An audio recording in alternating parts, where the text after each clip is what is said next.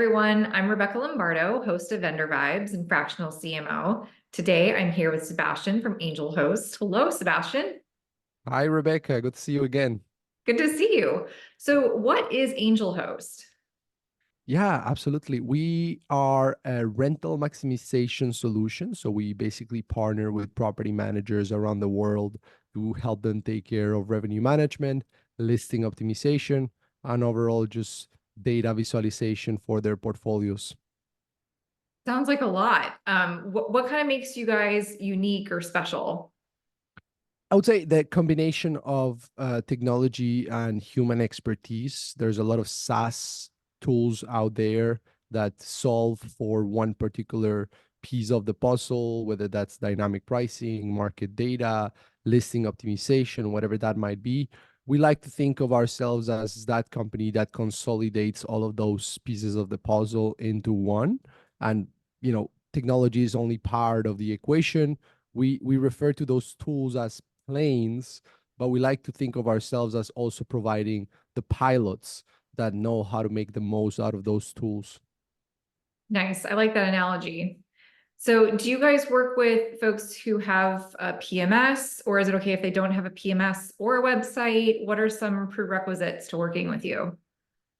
Yeah, good question. I would say, most of the times folks come to us with a PMS already in place, and we plug ourselves into whatever PMS that the property manager might be using.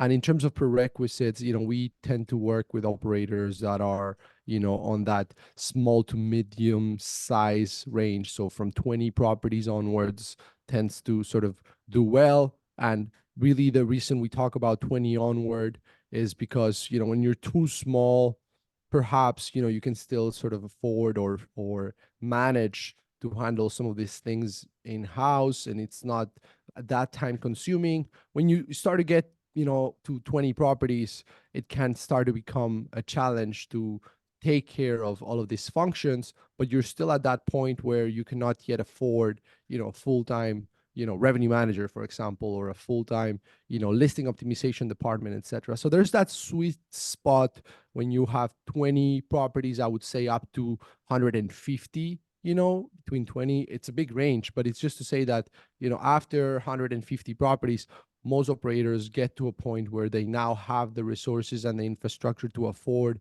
to have those functions in-house. But while you're going through that sort of transition from 20 to 150, is when we tend to sort of bring the most value. So it does sound like you guys help focus on scaling the operation. Absolutely, absolutely. I was actually giving a webinar earlier today, and one of the topics I talked about was the concept of leverage, how to get more output per same unit of input.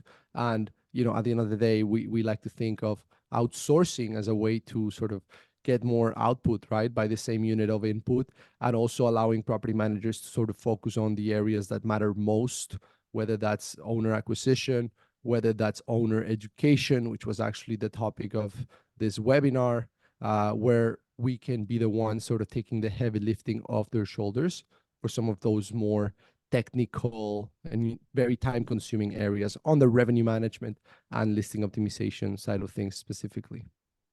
Okay, so in terms of the property size itself, that wouldn't necessarily matter, right? Whether it was like a 2 bedroom or a 10 bedroom. No, that wouldn't matter. We have quite a diverse portfolio in that sense. Anything from the studio property to the multi-million dollar villa. What we found though is, in terms of say dynamic pricing specifically, there's a point of luxury after which there's less sort of an impact on this sort of dynamic pricing strategies, right? The extra luxury segment, I mean, those people are going to book the property, whether it's $10,000 a night or 9,500 a night, so I would say that that would be the only exception where we've found that our traditional sort of channels and strategies tend to not necessarily work as effectively. But other than that, if you charge anything under $10,000 a night, we should be able to help. And do you guys help folks who are in the US mainly, or are you international?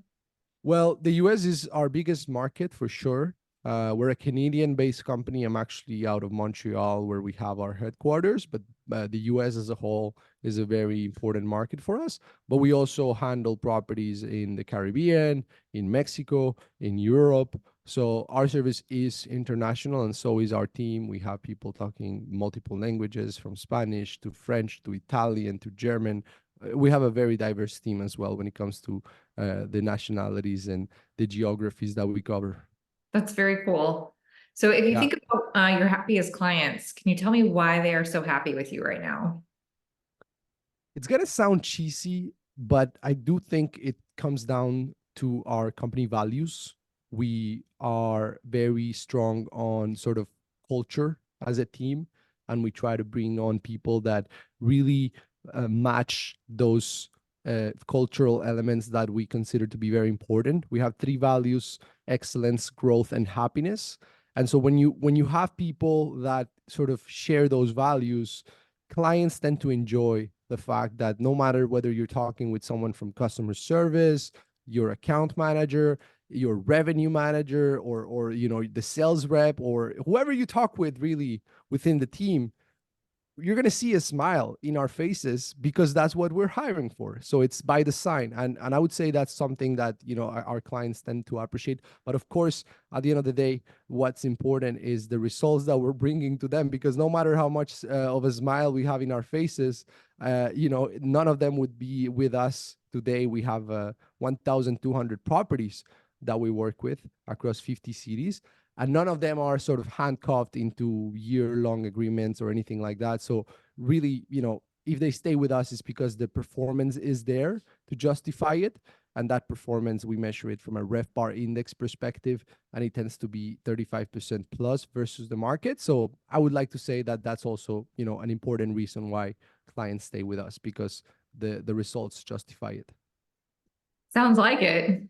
If anybody listens to this and they want to reach out to you and get more information, what's the best way to reach out? Yeah, I mean, my email is sebastian@myangelhost.com. You can send me an email, and I'm going to be happy to, chat with you. You can also go into our website, myangelhost.com. We offer this thing called the free listing performance audit. So if you're interested, just put it in the subject line, put audit, send me the link to one of your listings, and I'm going to sit down with you for 30 minutes to an hour and give you some feedback on what are some things that you could improve from a listing optimization perspective. What we find out is that a lot of times some of these details that make a difference tend to be overlooked, because it is details and they are time consuming at the end of the day.